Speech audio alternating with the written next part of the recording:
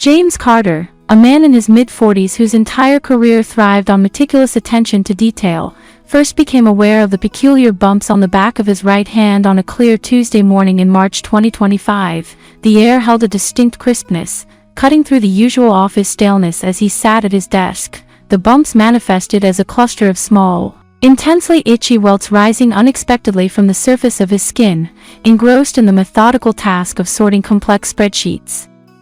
Carter scratched at them absently throughout the morning, his focus divided between columns of numbers and the persistent prickle on his flesh. He reasoned away the irritation.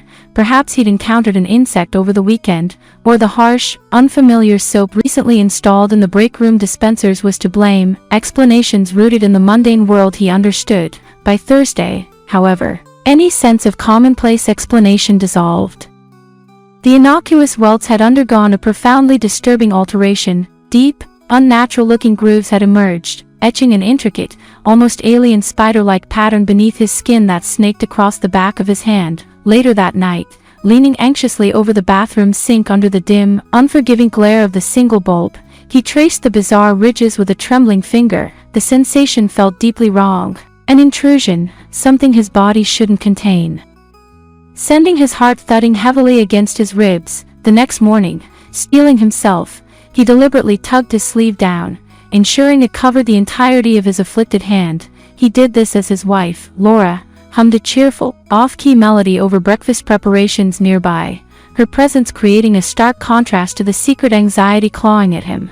Though James Carter wasn't a man normally inclined towards secrecy, this development felt too bizarre, too deeply personal, and somehow too vulnerable to share immediately, even with her. This instinct for conciliation followed him to the office, where he spent the day keeping his right hand buried uncomfortably deep within his trouser pocket, a shield against the inevitable, curious glances from colleagues like Sarah in accounting, whose observant eyes missed little. Throughout the week, the grooves relentlessly deepened, their edges becoming sharp and sinuous, resembling a tattoo carved by an invisible blade. Sleep became elusive. James spent nights lying awake, tracing the lines under the faint glow of his phone's flashlight, haunted by the unsettling possibility they had subtly shifted position. By Saturday, the gnawing unease within him became too fierce to suppress. Driven by fear, he visited a quiet clinic, wearing a glove on his right hand despite the spring warmth. Dr. Ellen Roberts, a wiry woman with a persistent habit of tapping her pen, escorted him into the exam room. When he peeled off the glove, her pen froze mid-tap. "Good God," she muttered, her sharp eyes narrowing as she leaned in for a much closer inspection. She prodded the grooves with gloved fingers that trembled slightly before finally stepping back and stating flatly, "I've never seen anything like this." James forced a weak laugh, suggesting it might just be a rash, but her ensuing silence chilled him profoundly. Her voice grew clipped as she ordered both extensive blood work and a biopsy. Handing him a pamphlet on rare skin conditions as he left, James glimpsed her already dialing her phone with evident urgency. Back home, James clung to a fragile facade. He joked with Laura about her slightly overcooked lasagna and brushed aside her quiet concern over the glove now seemingly permanently affixed to his right hand. Nights proved the most difficult. A faint, unsettling tingling seemed to emanate from deep within the grooves themselves. At work, the persistent glove became impossible to ignore, inevitably sparking whispers among his colleagues. Sarah, genuine worry etched on her face, cornered him by the coffee machine one afternoon, voicing that he seemed off lately. He managed a tight smile, brushing it off as just a sprain. His boss, Mr. Thompson, a gruff man known for his bluntness, was harder to evade. Summoning James to his office, Thompson demanded an explanation for the glove, quipping that he wasn't pitching for the Yankees. Reluctantly, James peeled off the glove, revealing the alarming pattern. Thompson's jowls slackened as he peered at the grooves. "Jesus," he exclaimed, "what did the doctor say?" James recounted the clinic visit, the inconclusive tests still pending, and the suffocating uncertainty. Thompson leaned back, his brow deeply creased. "Take the time you need," he stated firmly. "We'll manage here." Several days later, Dr. Roberts called James, her tone clipped and strained. "The results are inconclusive," she informed him, tension palpable in her voice. "We need more tests."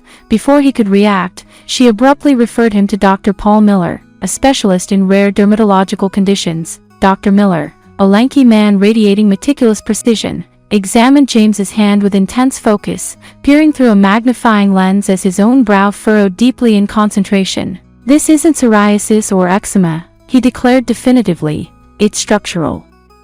Driven by palpable curiosity, he immediately ordered both an MRI and a CT scan. James agreed, desperately clinging to the faint hope that advanced medical imaging could finally decipher the nightmare etched into his flesh. As the hospital enveloped him in its sterile routines and the whirring hum of machines, Dr. Miller's intense focus offered a fragile lifeline of reassurance against the swelling dread. Back home alone, James faced increasingly troubling sensations. The persistent tingling escalated into subtle, undeniable twitches beneath his skin. One sleepless night, watching the grooves in the pale wash of moonlight, he swore he saw them ripple slightly. He wrestled with the terrifying question, was this a cruel trick of sheer exhaustion, or evidence of something far more sinister? His fragmented sleep became haunted by vivid dreams of countless black, skittering spiders, their unnerving legs tracing the exact intricate lines carved onto his own hand. Over morning coffee, Laura finally confronted his visibly haggard face, her hazel eyes brimming with deep worry. "James, what is wrong?" she insisted, cornering him in the kitchen. With a sigh, he surrendered, rolling up his sleeve to reveal the unnerving pattern. She gasped, her hand flying to her mouth before instinctively reaching for him. "Why didn't you tell me?" He recounted everything, the visits to the clinic and the specialist, the barrage of inconclusive tests, the gnawing fear he'd silently carried. Her initial shock gradually softened into a steely resolve. "We will figure this out together," she vowed firmly. Ever practical, Laura insisted on seeking a second opinion, securing an appointment with the renowned dermatologist Dr. Henry Carson in a neighboring city. The 3-hour drive was a tense journey. James gripped the wheel tightly, his infected hand throbbing with an eerie, persistent crawling sensation deep within the grooves. Dr. Carson, a silver-haired man radiating calm professionalism, meticulously examined the grooves under a powerful magnifying scope. His expression shifted from keen curiosity to profound confusion. "Extraordinary," he murmured, snapping a series of high-resolution photographs. He then took fresh biopsy samples, his brow creasing further as he reviewed preliminary data. "This might not be dermatological," he stated gravely. "I'm referring you immediately to an infectious disease specialist, Dr. Alan Roberts." "Another Dr. Roberts?" James noted wryly, attempting a weak quip. However, the unmistakable gravity in Dr. Carson's expression instantly silenced him. The coincidence of names offered James no comfort whatsoever. Dr. Alan Roberts met James and Laura the very next day in his densely cluttered office, walls obscured by towering stacks of medical journals, a wiry man sporting a neatly clipped beard. Roberts meticulously studied Dr. Carson's photographs before turning his intense focus onto James's exposed hand. His fingers traced the grooves with a disconcerting precision. "This pattern," he stated, his voice unnervingly tight. "It's too deliberate." He revealed he'd already been consulting specialists through the night. One expert, scrutinizing the high-resolution images, had flagged a startling resemblance between the grooves and marks tied to an old, unsolved case. Victims of an international trafficking ring, forcibly branded with subdermal implants. James's stomach lurched violently. "Trafficking," Laura's voice trembled beside him. Roberts nodded carefully, his expression grim. "It's a credible theory at this point, not a firm diagnosis. But we absolutely cannot rule it out." As if summoned by the sheer weight of this chilling revelation, the clinic doors suddenly swung open. 2 police officers entered, Detective Harris, a stocky man whose words carried an underlying growl, and the younger officer Lee, whose sharp, observant eyes took in the scene. They were investigating a potential link to ongoing trafficking operations. "Precautionary. For your safety and cooperation," Harris stated directly, his gaze locking onto James's gloved hand resting on the table.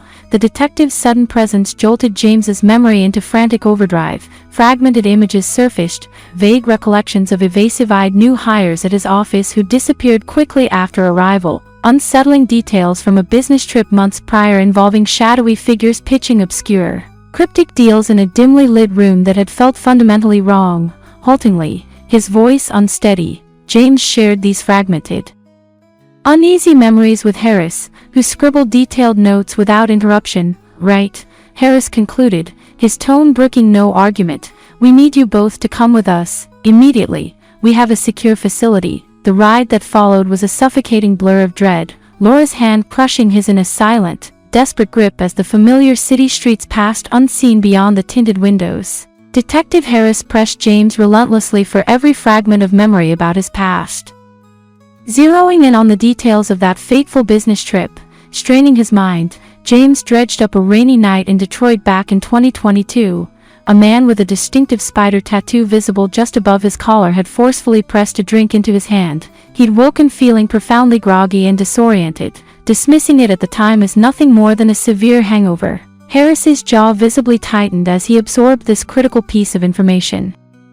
A spark of potential igniting within the investigation that had felt stalled. We'll check it, Harris affirmed sharply, weeks stretched into a monotonous slog within the confines of the safe house. The investigation appeared mired in frustrating dead ends, the initial relief of security gradually thinning, replaced by a gnawing impatience for answers. Then, an anonymous call reached Laura, its voice mechanically distorted, cryptically hinting at a high-ranking figure operating deep within James's own company. Harris, seizing this fragile thread with renewed energy, traced the call's origin back to a seemingly abandoned warehouse, a location known to be tied to old, unresolved trafficking cases. The ensuing raid unfolded with swift, brutal precision. Officers breached a concealed room buried deep within the decaying structure, uncovering damning stacks of detailed files alongside intricate microchip schematics. Back at the station, Harris's voice resonated with grim satisfaction as he laid out the horrifying truth to James and Laura. Jackpot. The deep grooves scarring James's hand were evidence of a botched subdermal implant, a sophisticated, spider-shaped microchip explicitly designed to track and control trafficking victims. It had malfunctioned catastrophically during the implantation process, scarring his skin instead of integrating properly. Your Detroit trip, Harris explained, showing James the chillingly precise diagrams recovered. That's when they tried to mark you.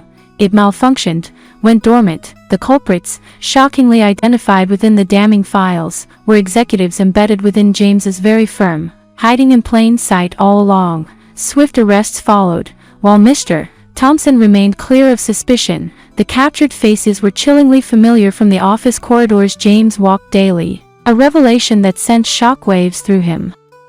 News reports buzzed relentlessly as the trafficking ring imploded under the weight of the meticulously gathered evidence. Yet, for James, the ensuing sense of justice felt hollow and incomplete. He stared down at his hand, the intricate, spider-like lines now a permanent, visible map of his profound violation. Laura squeezed his shoulder firmly, anchoring him with her quiet, unyielding strength. We survived, she reminded him, her voice a steady counterpoint to the turmoil churning within him.